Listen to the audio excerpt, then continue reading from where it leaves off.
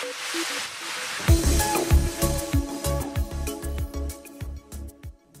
guys, thanks for joining me once again. So the moon's not very big tonight, but we are going to go up and take a look at it with the CJXL. Been waiting a couple months to get this baby out, so we're going to try it. So I'm going to show you how big the moon is. It's not very big.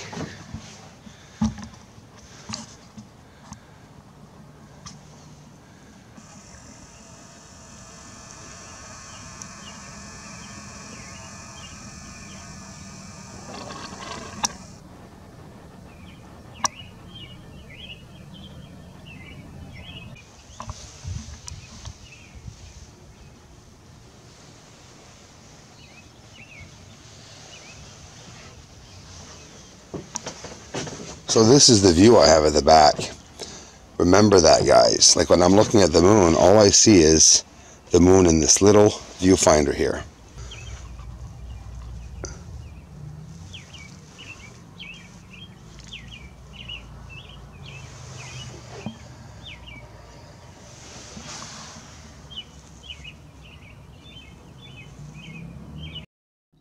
So we're looking at a small moon, right? We're looking at a moon that is just the day after the crescent moon, which is not very wide.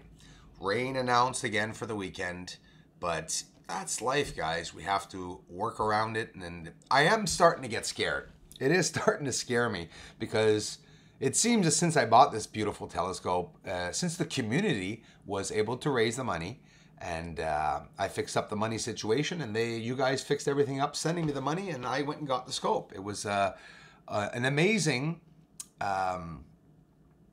deal, I think, that the community and I had made. But you guys are waiting for footage, and don't be deceived, don't be disappointed if the footage is not what you're expecting. We're not looking at full moon footage. Look what we're looking at, though. The beautiful clarity and details. We are looking at structuring right here that can be seen on the moon. You could clearly see that it's not lines of ejecta. When looking in very close, we see thin lines, and those thin lines is what people are not seeing. Once you see the thin lines that are everywhere, there's an entire city set up on the moon that is having the same reflectivity as the surface itself, meaning every object that you're seeing on the surface has the same reflectivity. So the only difference that you are seeing of an indication that there is a structure on a white surface is a different outlining of the structure itself, which at times can appear see-through, transparent, glass-like, basaltic, lava-like, white, ejecta-like. It's reflective. We have areas that are reflective. And why are there certain areas of the moon that are reflective and certain areas that are not? We could see right there, right here, all the details of the objects and tunnelization. It's a setup, whatever it may be, whether it be mining or whatever, we do know it's constructed. And that's as much as we know. We know that there is or was someone up on the moon. And if they're not there now, well, somebody is actively visiting them. And if they're not UFOs, they could be biological creatures, and this is where we're at. I have to say, our next milestone, guys, we're approaching 20,000 people of us being able to gather. There has to be a lot more for us to be able to get this truth out and to see what actually is happening up there on the moon. I've clarified many structures on the surface, showed greenery, and we're finding now what we believe is possibly some type of activity like biological life or some kind of creature. We see both UFOs and now some kind of a mist, which is leaving me to think that it really also, without ruling this out, could be another wavelength that our eyes are not being able to see. In this video, we can see an amazing view, a very almost low altitude view of Mare Crisium. Here is Mare Crisium. There are craterlets on top of it. And look at this. We could see very well here tonight the wrinkle ridges inside of Mare Crisium. What are the wrinkle ridges? Well, first, before getting into the wrinkle ridges, let's get into a little bit about its diameter. Mare Crisium, a lot of interesting and notable objects on the surface inside of Mare Crisium. We're talking about 555 kilometers in diameter, or for my American friends, 345 miles. Now, the inside, the wrinkle ridges, the ray system of the crater, they call it. I mean, these are terms that NASA's used and people have come to get used to it. But what are wrinkle ridges, and what is said to be those wrinkle ridges that we're seeing right here inside of Mare Crisium? They say it's a type of a feature commonly found on lunar mareas in the mares. These features are low, sinuous ridges formed on the mare surface that can extend for up to several hundred kilometers or miles. Wrinkle ridges are tectonic features created when the basaltic lava cooled and contracted. This is what is said. I'm just saying what is out there and what people believe these wrinkle ridges are.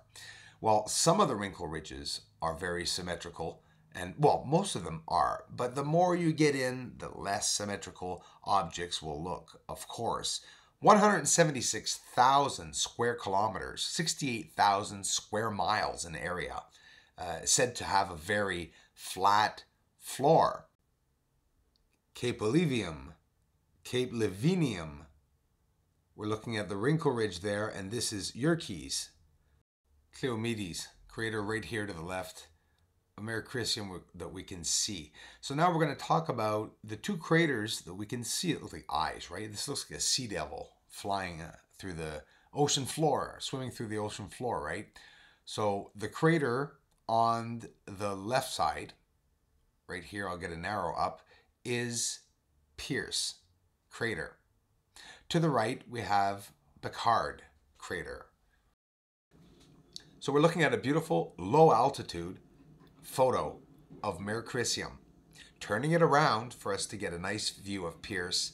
The capes, of course. Look it up, Cape Olevium, and all what they say that the capes are. There is a bridge at the bottom right here that everyone talks about on many channels, talking about Mare Crisium that people don't know. Secure Team, Tyler, my brother, he posted himself about that chimney stack sort of object that is on the surface where nobody knows where it is.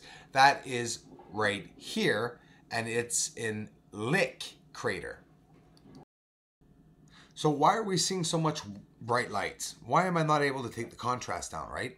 Well, because we're just on the outer limits of the moon, and I'm always saying outer limits, the edge of the outskirts, if you want. And Mare Crisium is just where your telescope, when you're lining up and moving over to the moon, it's just starting to dim down for you to see the surface, because when a telescope arrives on the edge of a moon, you don't see it yet. You see a massive bright light. And this telescope can actually film on the edge and the outskirts without that bright light appearing. And this is what not many people are realizing what's happening right now, but we're getting a nice chance to see the amazing surface, as we'll see here, of the Crisium Basin. Thanks for watching, everyone. Get an arrow up here on Cleomedes crater in the Mare Crisium Basin. Just to the left of it here, we can see a crater that is 126 kilometers as compared to the 555 kilometers to the right of Mare Crisium, which is, again, 345 miles. It's interesting, you know, taking a look at the sizes of some of these, because some of them are surprising. If you compare Mare Crisium with Sinus Iridum, for example, they really don't fit right, the sizes, but we're getting optical illusions of foreshortening. Wow. That is what is said to be the optical illusion and not the elliptical illusion. This all started with Copernicus crater.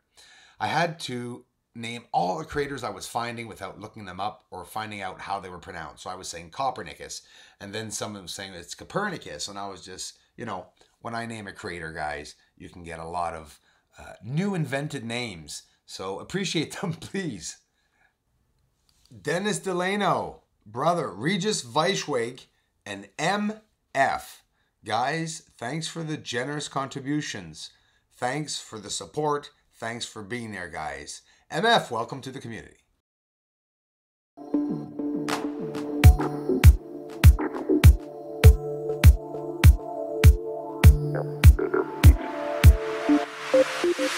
Yep.